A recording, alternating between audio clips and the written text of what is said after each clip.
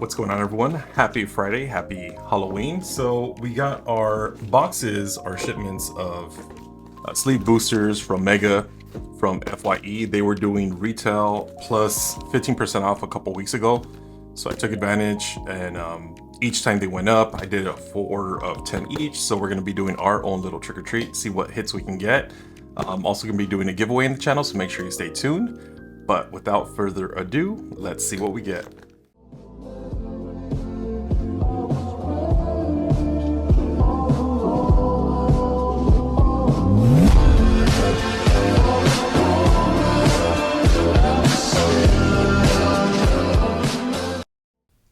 All right, so we've got our 20 sleeve packs. We've got some sleeves to if we get any good hits, and we got our Boo Berry Pro Baller. Got to have some energy. So first things first, let's go ahead and get rid of all these sleeves. And just like that, we got our 20 packs. So cheers, guys. Hope you guys are excited for Halloween. I am very excited. Super excited because later on, I am going to be dressed up as a Team Rocket grunt with the misses. The kiddos are going to be Pokemon. The baby's going to be a little baby Snorlax.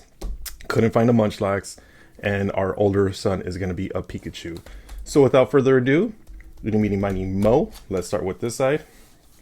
So I love this set because the hit rates are pretty good. So really not expecting an SIR because it's only 20 packs, but am expecting at least one or two illustration rares. But, you know, you never know. They're sleep packs. So that's the cool thing about them, is that it's really super random with the booster box. You do know you're going to get a certain hit ratio. But when it comes to, you know, sleep packs, I really think these are cool. I don't know. The green just really does it for me. But with sleep packs, I mean, you could go pack after pack after pack of just hot garbage. So it'll be interesting to see. I mean, I'm just happy I was able to get stuff at MSRP. These days, it's just, I mean, I don't have to say it. You guys know it's crazy. But a couple of IRs that I'm looking for today. So I haven't really opened too much of the set. Under 100 packs for sure. And our first hit, look at that, guys. Garganacl. Really nice. So many beautiful illustration rares in this set. And honestly, I've seen hit ratios of anywhere from 1 in every 5, every 6 packs. So I've been opening quite a ton of Destined Rivals and Surging Sparks because of those boxes that came out, the Reshiram Salamence boxes. And honestly, the hit rates for me, I've opened up 9 boxes so far, and the hit rates are absolutely disastrous. I did get one SIR, but that was the Alolan Executor, but I mean, not really one of the chase cards of the set. Honestly, the IRs, I was really disappointed with how many I pulled. I think out of the 9 boxes, I probably pulled only 5 total. Whole bunch of EXs. I really thought that those are going to have better odds. 10 packs per box is really amazing, but it really reminds me of Sword and Shield hit rates. Slightly better, but I'm thinking more like Silver Tempest, Lost Origin, where they have at least a trainer gallery. So, you know, kind of relating to the IRs of the sets. But Destined Rivals has been really, really rough for me. Same thing with Surging Sparks. I don't know if you guys have had better luck, but we're really trying to see if we can turn around the luck today and see if we can get lucky with Mega Evolution. One of the stronger base sets that we've seen in a while, Scarlet and Violet base, was also for me a fan favorite. Just because the illustration rares really were cool. Oh, there we go. Mega Kangaskhan EX. And honestly, I really like the EXs from this set. Kind of glad that we moved away from the Terra. Wasn't the biggest fan. And this is a little bit more nostalgia for me. The Megas, because that's kind of where, you know, I really played a lot of Pokemon. Really hoping we get more Megas coming soon. I feel like Phantasmal Flames is a very small set, so people are going to get over it really quick. Everyone's just going to be very focused on that Charizard. But there are other cool, you know, Megas, the Sharpedo, the Lopunny. So it's not just always about Charizard. But unfortunately, it is. And I haven't seen what's after Phantasmal yet. I've been trying to keep up, but I feel like sometimes, and I'm sure a lot of you feel the same way, that it's just going a mile a minute with all the new sets. And sometimes it could be really hard to keep up. Sometimes, you know, I have people who are just like, damn, I haven't even opened Destin, or I still can't find Prismatic.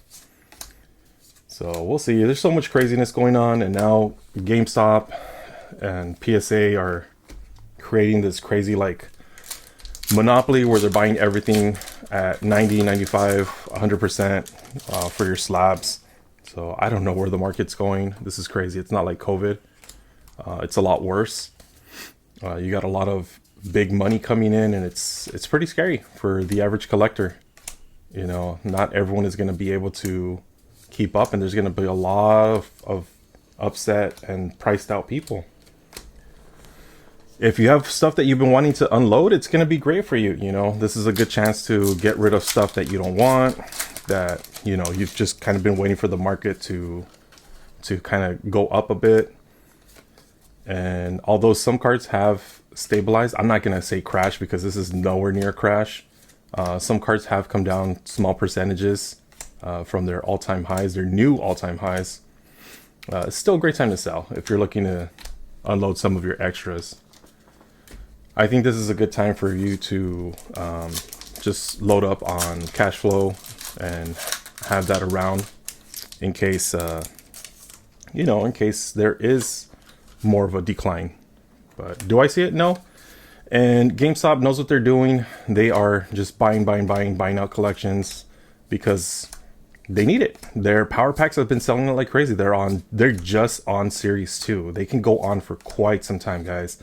Ooh, very nice, Mega Venusaur. And they have every right to, because they've been selling out. You know, as many as there are critics for those power packs, there's so many people that are anticipating and it's not just the actual physical power packs, but the online power packs as well. They haven't even mass, you know, invited everyone. Those are only for like beta testers right now, beta and certain regions. So imagine when that goes full scale, you know, they're gonna need the stock for it. And right now, you know, people are pulling some decent hits from what I've seen, some pretty decent value, and they just buy it back from you and they just keep you going. It's crazy. It's gonna be like just nonstop online gambling, and they're gonna have the stock to do it if they keep buying everything up. And is there a demand? Yeah, I could see people just casually on their lunch buying, you know, power packs online and seeing what they get. Ooh, double. So, yeah, I know a lot of people that are just waiting for those to come online and be able to buy slabs. It's cool. Like, you get an instant slab, and there are other places that do that, like Courtyard and, you know, other services. But, you know, you're talking about what I consider a household family name with GameStop. So they're, you know, moving away from video games and moving into just straight up trading card games, mainly Pokemon. They know what they're doing, you know. So it's going to be interesting. 2026 is going to be very, very interesting. We have the 30th year anniversary. I don't think the hype train is stopping anytime soon. You have Universal with the rumors of closing the Simpsons location and opening a Pokemon. I mean, can you imagine if they just announce exclusives, which they will, you know, they'll end up having exclusives at the theme park, and it's going to be insane. And a lot of people are going to be upset. They're going to be like, we don't need that. This is a theme park. It's already overcrowded. We don't need, you know, people coming and ruining the theme park, trying to get all the exclusives. But it'll happen if they do. Unless there's a sudden decline in interest, which there isn't. You know, every day on social media, I'm seeing new people just pop up, creating content. And I love it because there's a lot of creative people out there that have a lot. Oh, really happy I got this again. Last Vulpix that I got was so off-centered. This one looks a lot better. So I'm really, really happy about that. This one looks like it could grade decently. Beautiful. And so I like it. I love that there's a lot of people coming into the space and just bringing fresh ideas. Not just opening packs on camera. I think there's more to Pokemon than just that.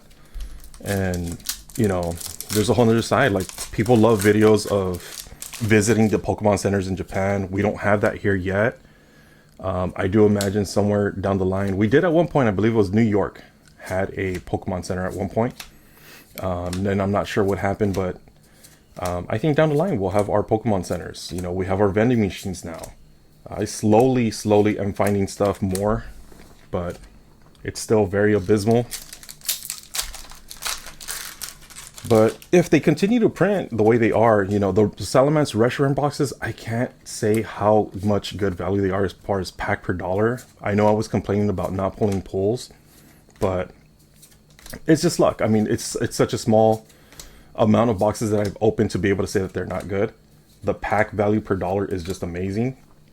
And I think that's the right direction, because those were two sets that were pinnacle and just kind of shifting the market and the hype.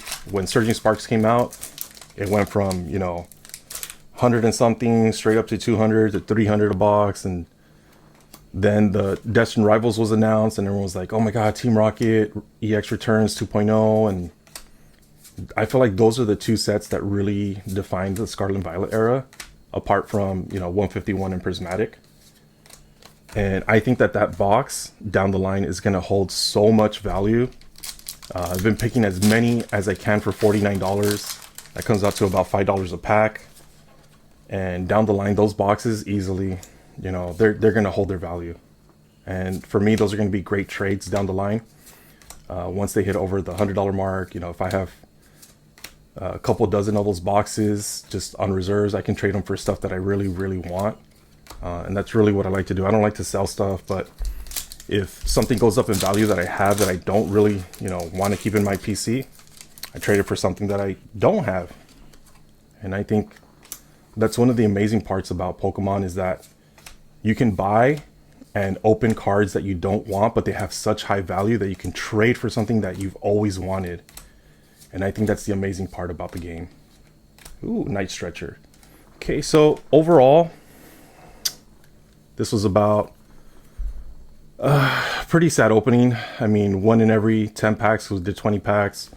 We did an average of, you know, 1, 2, 3, 4 EXs and only 1 full art. Honestly, hit rate was not that great today. So 1, 2, 3, 4, 5, 6, 7 out of 20 packs. Not the best. But yeah, guys, I mean, that's going to be it for today. I really hope you enjoyed this opening, and I hope you guys have an amazing Halloween. Enjoy the rest of your day.